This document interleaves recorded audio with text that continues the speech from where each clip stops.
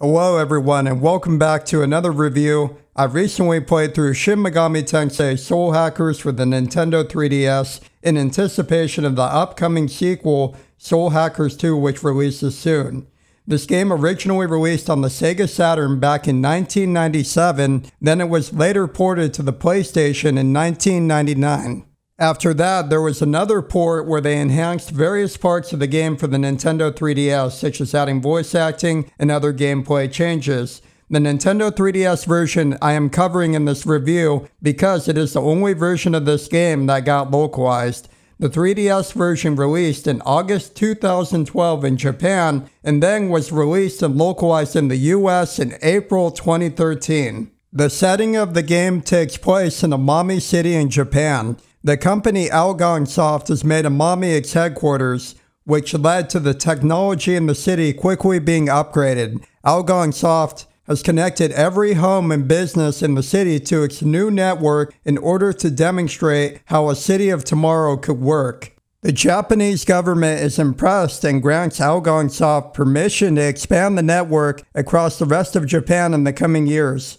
Shin Megami Tensei Soul Hackers as you're playing a young man who is a member of the hacking group Spookies, which was founded by a man who calls himself Spooky. The other group members are named Six, Lunch, Yuichi, and the player character's friend Hitomi. The group mainly hacks the city's network for fun or to play harmless pranks on people.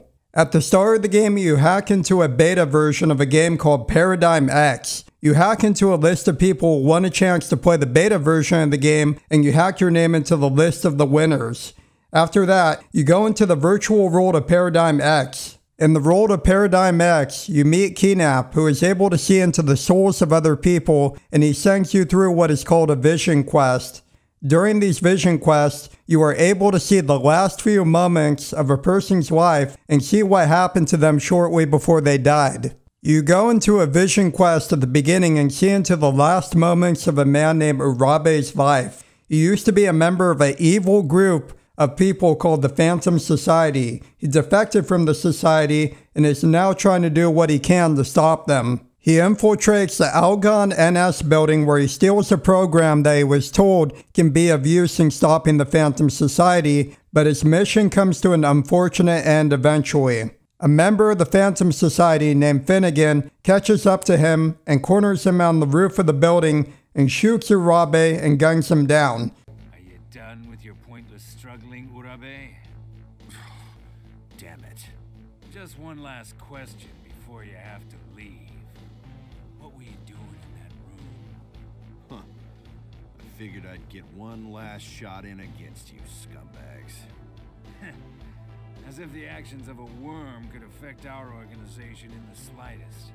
Pathetic. When you meet your disappointed family in the afterlife, be sure to say hi for me.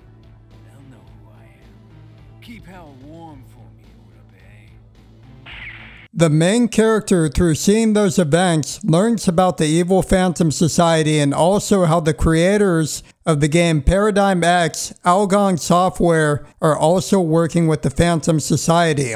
Using a gun computer that he obtained, the main character opens the computer and finds it gives him the ability to summon monsters who can serve him to fight and defeat enemy monsters he comes across in his travels. After learning of the Phantom Society and Algon Software, the protagonist works together with the other members of the Spookies to try and put an end to the evil plans of the Phantom Society and Algon Software and to help save the world. So that's a little bit about what the story of Soul Hackers is all about. Next, let's start talking about how this game plays. SMT Soul Hackers is a first-person, turn-based RPG game. The entire game takes place from a first-person point of view. Both exploration and battles are done in a first-person point of view. In this game, you can have up to 6 party members in your group at once. Soul Hackers follows the typical RPG flow progression. You'll go from a town and usually see a cutscene in the town, and then you have to go to the next story dungeon.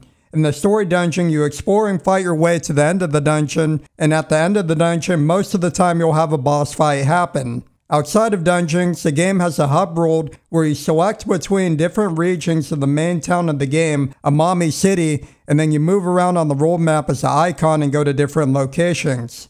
In Amami City, you have several different stores and locations you can go to. The first-person point of view in this game will definitely be the first thing that can be love it or hate it in Soul Hackers.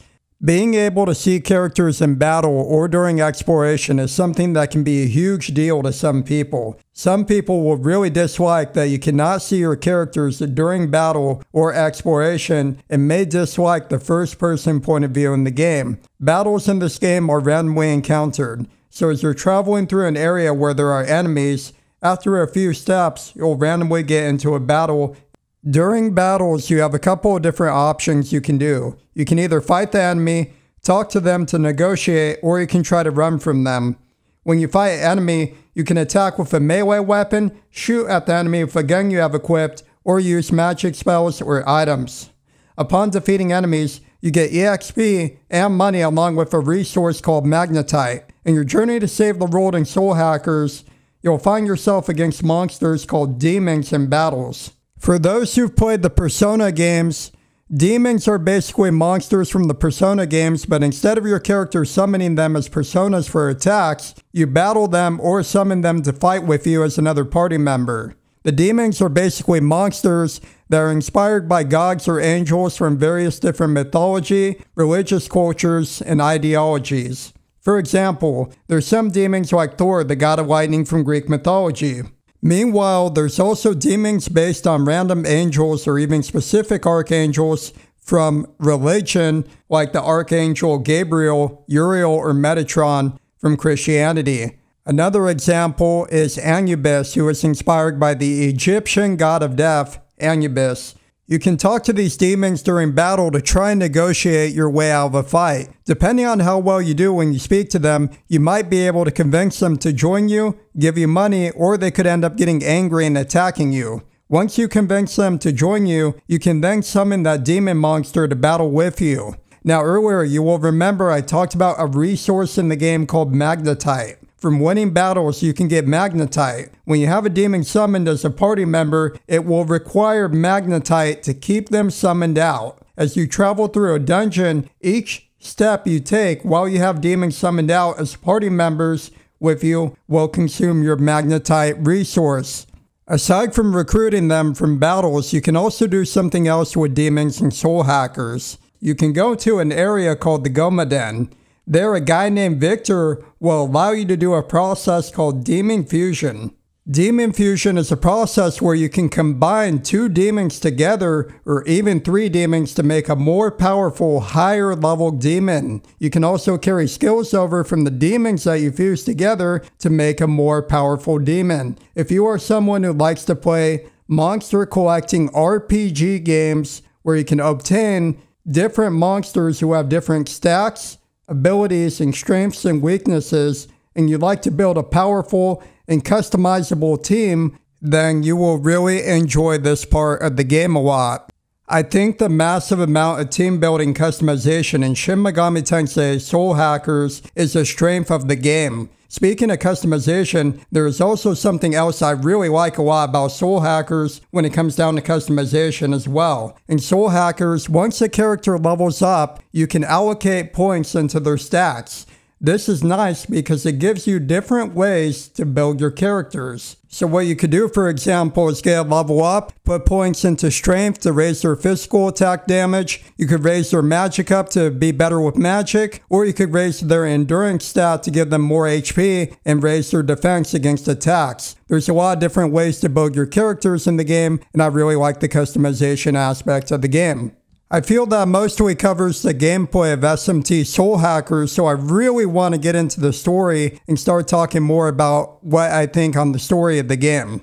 The story of Soul Hackers is quite good. The game has a great cyberpunk setting and the characters are very likable. Most of the characters get fairly well developed. However, I did feel the story does have some flaws. I feel like while most of the cast of characters in the hacker group, the Spookies, got developed over the story and we learned more about them, I feel there was one member of the group who didn't get much character development.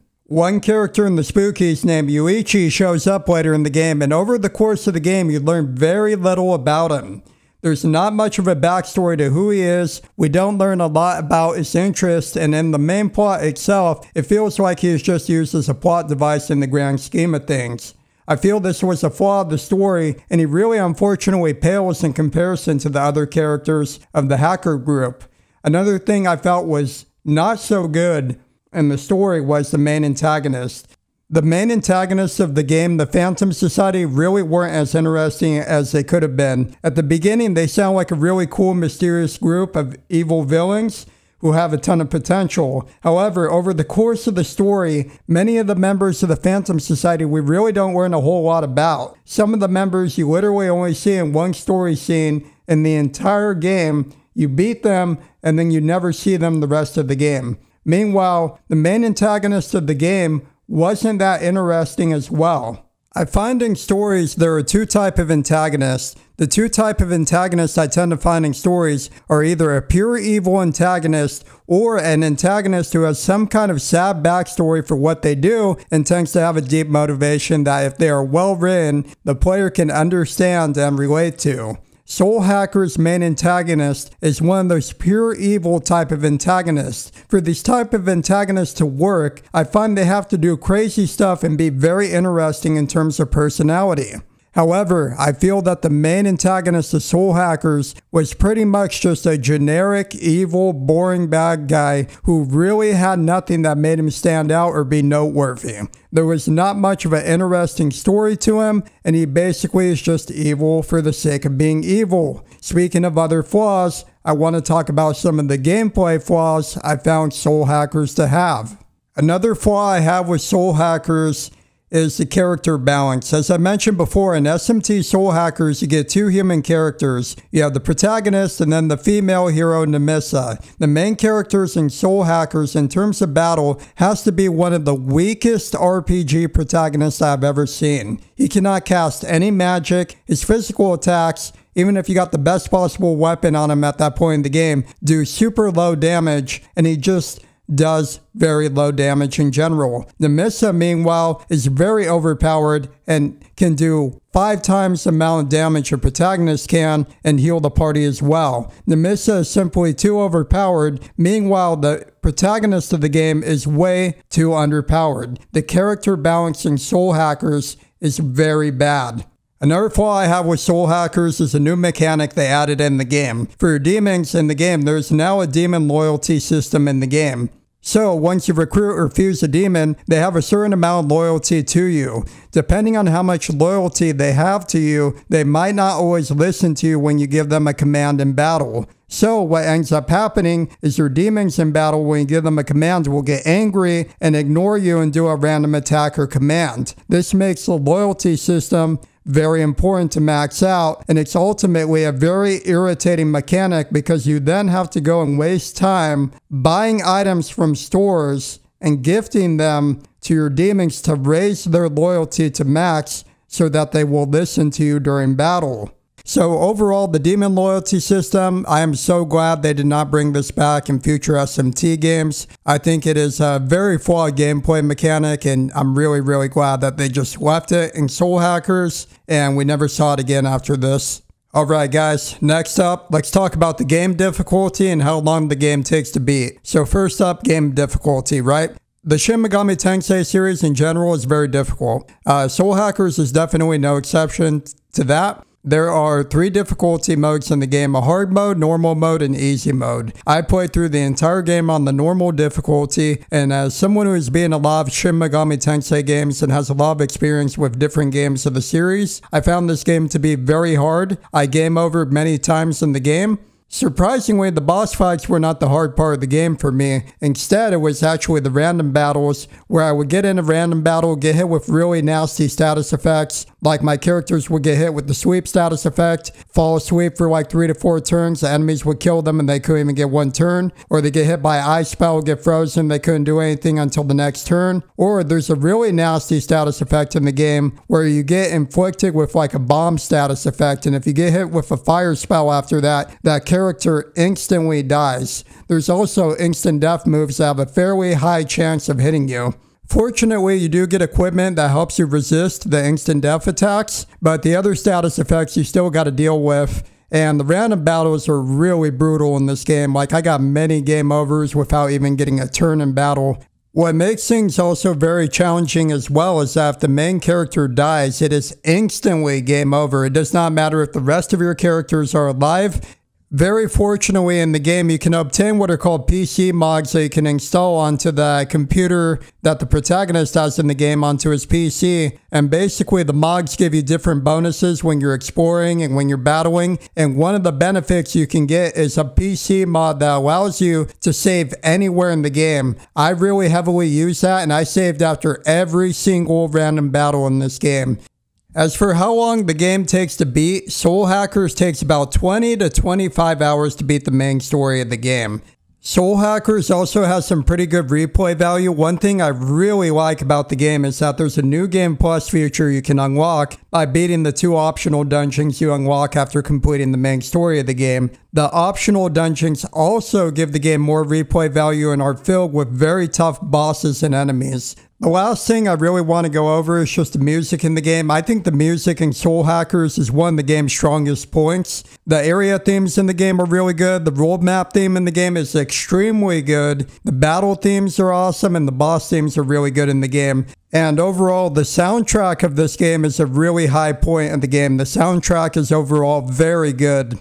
So overall, my thoughts on Shin Megami Tensei Soul Hackers are that it is an okay game, but the game can be a fun experience. It does provide a good challenge. If you're somebody you like monster collecting RPG games where you focus on building a team that is highly customizable, then you will really like this game. If you like futuristic settings with like cyberpunk type of stuff in the story and hackers and technology, you will really like the story and setting of the game. The music of the game is really good. The game is still fun. It provides a good challenge, but there are a lot of flaws you gotta overlook to play and enjoy this game. Overall, I think it's an okay game. It's not gonna be like a game I go back to and I replay like over and over, but I will probably go back to it and replay it someday, but it's not like one of my top RPG games or like this super amazing, like incredible game that you absolutely have to play.